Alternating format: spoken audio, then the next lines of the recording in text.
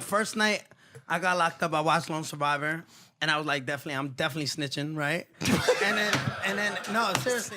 Name a more controversial rapper than the Rainbow Rapper. We will wait. Tekashi 6ix9ine is inarguably one of the most controversial rappers in the industry right now. At this point, it's pretty obvious that this man lives by the code of conduct that says no publicity is bad publicity. With his rainbow-colored hair, rainbow-colored grills, outrageous amount of face tattoos, and outlandish posts, it's not hard to tell that 6ix9ine lives for the attention. This is why he manages to stop the world in its tracks when he went MIA merely weeks after releasing his second studio album, Tattletales. Where did the rapper go? Why did he go from posting every 5 seconds to only making 3 posts in 3 months? Well, the good news is you are about to find out. In this video, we're going to give you all the juicy details about 6ix9ine. But first, a simple reminder on how to enter our brand new giveaway. We are giving away either an iPhone X Max, the new iPad mini, or a MacBook Pro. It's all your choice, so be sure to leave a like, comment the keyword, subscribe, and turn on notifications to enter the giveaway. It's really that simple. Tekashi 6ix9ine was born Daniel Hernandez on May 8, 1996, in Bushwick, Brooklyn, New York City, to his Mexican mother and Puerto Rican father, whom he is named after. Shortly after 6ix9ine was born, his father, a heroin addict, was arrested and sentenced to 5 years in prison for selling drugs, and the rapper's mother convinced him that his father had passed away and proceeded to remarry. Like most rappers, Tekashi had it hard growing up. He and his family lived from hand to mouth, and his mother, who relocated to the US 8 years before he was born in search of a better life, had to work as a factory worker and a home cleaner to make ends meet. Regardless of her situation, she did all she could to raise her children in the way of the Lord by taking them to church regularly, and to this day, Tekashi remains religious. Growing up in the not-so-wealthy parts of Brooklyn leaves you with 3 options: play sports, become a rapper, or sell drugs. Needless to say, Tekashi dabbled in all 3. He began playing baseball and soccer as a child. By the time he was 13, he was assigned to a major league soccer team. Sadly, his mother put his dreams of becoming a world-famous soccer player to sleep by declining the offer, saying she wouldn't entrust her teenage son's well-being to complete strangers. About a year after Tekashi's mother ended his soccer playing career prematurely, his stepfather was murdered just a few steps away from the family home. From then on, the family's bad situation got a lot worse. His mother had to work twice as hard, and many nights, the Gummo rapper and his brother went to bed hungry. As a result of his stepfather's death, 6ix9ine suffered PTSD and had to go to therapy. He was hit so hard that he started to act up in school. He was eventually expelled in the 8th grade, and after he somehow made it up to the 10th grade, he dropped out and took up a job as a busboy. It was around this time that he started dealing drugs, and it didn't take long before he landed in jail. In 2012, after getting out of jail, 6ix9ine decided to get into the rap game after Peter Righteous P. Rogers, CEO of New York record label Hikari Ultra, told him that he had a rapper's appearance. 2 years after his decision to get into the rap game, the Rainbow Rapper started putting out music, starting with 6ix9ine in August 2014, Pimpin' in September 2014, and both Who the Expletive Is You and 4769 in October 2014. Thanks to his collaborations with other Brooklyn rappers and his unique aggressive style of rapping, 6ix9ine soon gathered a huge following in Brooklyn and its environs. In 2017, after the release of his debut single, Gummo, which turned out to be a sleeper hit, he rose to mainstream prominence. Some people believe that 6ix9ine's rise to fame, as well as the success of his subsequent projects, were a function of his gaining fame as an internet meme for his rainbow-colored hair, extensive tattoos, and rainbow-plated grills prior to his song's release. Whichever way the young rapper found his way to the big boys table, and he wasted no time in creating an identity for himself. 6ix9ine established himself as one of the most controversial rappers to get in the game, with a love for gang culture, tattoos, and all things rainbow-colored, a penchant for feuding with public figures, and a ton of legal issues. Tekashi has a rap sheet longer than a giraffe's neck, and that's putting it lightly. lately. In the last decade, he has had several run-ins with the law for offenses as minor as driving without a driver's license and offenses as huge as domestic violence and alleged sexual assault. Needless to say, the colorful rapper has seen the inside of a jail cell quite a number of times, but he somehow always managed to slip out of sticky situations just before things got ugly, at least until 2018, when his luck ran out. On November 16th, 2018, Tekashi made an appearance on The Breakfast Club radio show. On the show, the rapper admitted that he only feared two things. He said, "There's only one thing I fear in life. No, two things. I fear God and I fear the FBI." And then barely 2 days later, the FBI came for him. On November 18th, 2018, the Rainbow rapper, who is allegedly a member of a violent sect of the Bloods known as the 9 Trey Gangsters, was arrested alongside 4 others. He was charged with federal RICO, drug charges, and firearms charges, including conspiracy to murder and armed robbery. This time around, it dawned on the rapper that there was no way out. The FBI had taken their time to build a strong case against him, and he was faced with a possible life in a prison sentence. On February 1st, 2019, seeing no other solution in sight, Hernandez pled guilty to 9 charges. Even at that, he still faced a possible mandatory sentence of 47 years in prison. 2 weeks after Hernandez pled guilty to the charges, a plea document surfaced. The document revealed that Tekashi had been presented with the opportunity to avoid jail time under the condition that he would testify against fellow gang members in concurrent investigations. Needless to say, the rapper sang like a canary. In exchange for a 2-year sentence, the rapper threw his credibility out the window by breaking the #1 street code. He snitched. Little wonder that by the time he was released on the 2nd of August, 2020, he had gained even more enemies in the industry than he had before he was put away. Many rappers, including 21 Savage and Snoop Dogg, did not approve of his decision to cooperate with the federal government and rat out his fellow gangsters. The rapper also lost a significant amount of fans as a result of his actions as well. But he didn't let any of this stop him from making music. While in jail, Tekashi still managed to put out quite a number of songs, including Gooba, the single he released on his 24th birthday to mark his return to the industry, and Trolls, which was a collaboration with Nicki Minaj. On the 4th of September 2020, a month after Tekashi became a free man, he released his second studio album, Tattletales. The rapper put a lot into it. He promoted it Tekashi style by sharing dollar bills on the road and giving free performances from the top of his car. He was convinced that the album would be a hit. He even boasted that it would sell 200,000 copies, but it didn't. In fact, it only managed to sell around 50,000 copies. Before the numbers were even released, Tekashi had already begun pointing accusing fingers, saying that the industry was blackballing him. Ever since his release, the Rainbow rapper has, on multiple occasions, accused streaming platforms, Apple and Spotify, of conspiring with other artists in the industry who despise him to damage him as a result of his cooperation with the government. In a post he made on Instagram on the day of his album release, he said, "When the industry knows that you are a monster and you can't be stopped, they make sure they do everything in their power to make you lose. These awards show, these top charters are there because they want them to be, and they'll beat them in their face till you think you like them. I dropped an album today and they have completely blacklisted it so no one can see it. At the Larry Jackson, at Carl Sherry. The industry is rigged." Then he proceeded to tag Apple Music's head of content, Larry Jackson, and Spotify head of urban music, Carl Sherry. Barely 2 weeks after making this post, Tekashi went MIA from social media, leaving us wondering why. The Tekashi we know lives for social media attention and can't go a day without going live on Instagram, so it's only natural that we got worried. Here are some theories about what happened. Some people believe that the rapper is upset about his album sales, and he decided to take time off until after the hate dies down a bit, if it ever will. Speaking out about the album, the Tutu rapper said, "Everybody was against me. Radio blackballed me. Playlists blackballed me. So maybe, just maybe, he is off licking his wounds and preparing to make a comeback." Okay, enough with the speculations. Here's what really happened. On October 1st, 2020, Tekashi was reportedly hospitalized after having an overdose. The rapper was quick to announce that the OD was not due to the use of hard drugs, saying that his overdose was from mixing 2 hydroxycut diet pills with a McDonald's McCafe coffee. According to him, he gained a lot of weight during his time in prison and was taking the hydroxycut pills in an attempt to lose said weight. He also revealed that prior to the overdose, the pills had helped him shed 30 pounds since he was released. There you have it, guys. Tekashi went MIA because he was having health issues, or at least that's what the rapper wants us to believe. Even if his lawyer has come out to deny the overdose claims. With that, we have come to the end of today's video. Thanks for watching, and don't forget to like, subscribe, and comment. We would love to hear from you. Till next time, thanks for watching and goodbye.